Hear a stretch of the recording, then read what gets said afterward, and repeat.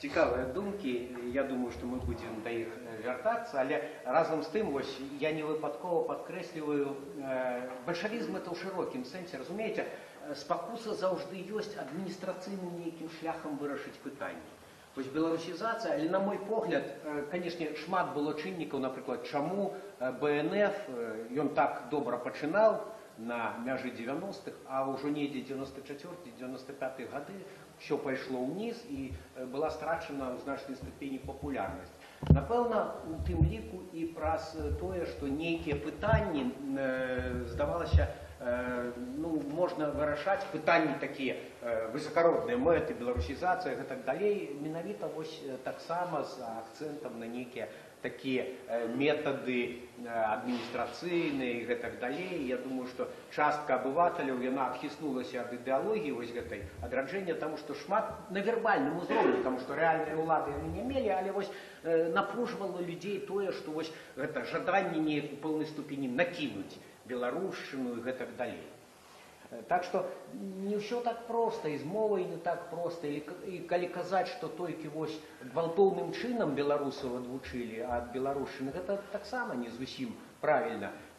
Напрыклад, я вучыўся за савецкім часам, і, ў прынцыпе, я не памятаю, каб нехта прымушаў. Наадварот, тады болей было беларускай мовы, і ў школе ў нас былі падручнікі беларускія, і ва ўніверсітэце гэта выкладалася дастаткова шырока. Іншая рэч, што мы самі, прыехаўшы з вёскі, адракаліся ад беларушчыны, таму што калгаснікамі не хацелася выглядаць. Таму любы працэс, ён болей складаны, чым гэта іншым разам падаецца ў нейкіх ідэалагічных схемах. І, адпаведна, і выхад з сітуацыі, нейкія парадыгмы вырашэння праблемы, спакуса простых рашэнняў, вось скінуць рэжым, там, рынок, нам таксама некалі на пачатку, нават пры канцы 80-х, вось як пачалася перабудова, я згадываю, наколькі наіўныя былі ў нас уяўленні. Думалася, што вось адмяніць 6-й артыкул Канстытуцыі тагачаснай аб кіроўнай ролі КПСС, і ўсё, і ў нас тут райскае жыццё наступіць, што рынок і дэмакратыя самі па сабе ўсё зробяць. Але мы бачым, што калі, напрыклад, грамадства не гатовае да дэмакратыі, то гэтыя адкаты у нас у 94-м годзе былі самыя дэмакратычныя выбары ў незалежнай Беларусі. Вы ведаеце, чыім трыумфам яны скончыліся. Бо народ фактычна прагаласаваў за вяртанне ў сабор. Украіна, чаму яна так спатыкаецца? Там жа была адна ўжо памаранчавая рэвалюцыя.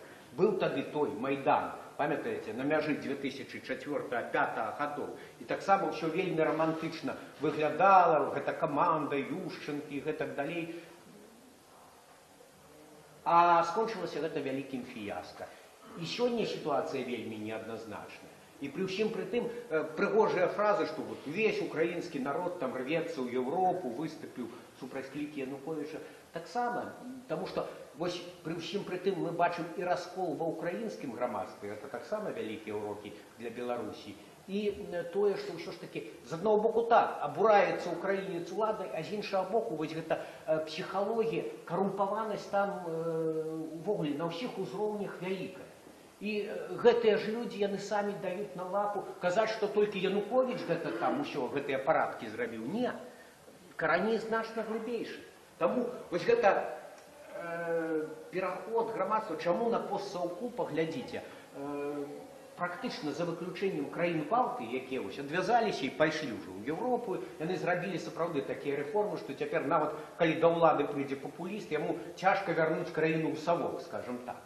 А на іншым постсавецкім абсягу вы паглядзіце. Не таму, што там нейкі такі прыйшоў Лукашенко ці Назарбаеў ці Аліеў малодшы з такімі вось нейкімі брыдкімі аўтарытарнымі замашкамі. Тут працэс дыялектычны. Тут гэта цяжкая спадчына, стан грамадства, менталітэт людзей, яны таксама дзейнічаюць. Гэта страшэнны свінцовы цяжар. І калі казаць пра нейкую працу, вось, якая скіравана на перамены, то мала толькі там клікаць на плошчу і гэтак далей. Трэба працаваць са свядомасцю людзей. А гэта вельмі няпросты працэс. І чаму я пра ўсё гэта кажу? Таму што журналістам часта даводзіцца сутыкацца, мы потым болей падрабязна пра гэта пагутарым, з тым, што вось палітыкі кажуць, дапамагайце нам змагацца з рэжымам, што вы там аб'ектыўнасць, траля-ля, сёння трэба зваліць рэжым, там мы ў адной лодцы і гэтак далей. І гэта шлях вельмі небяспечны, таму што фактычна Я ім тады кажу, я гэта выдатна ведаю. Владимир Ильич Ленин, праца партыйнай арганізацыі, партыйная літаратура. Все гэта было. Бальшавікі таксама казалі, што прэса гэта орган, трэба зваліць злачынны царскі рэжым, а потым будзе рай для ўсіх працоўных. Што было ў выніку, вы ведаеце. І мы сёння сёрбаем яшчэ вось гэту спадчыну.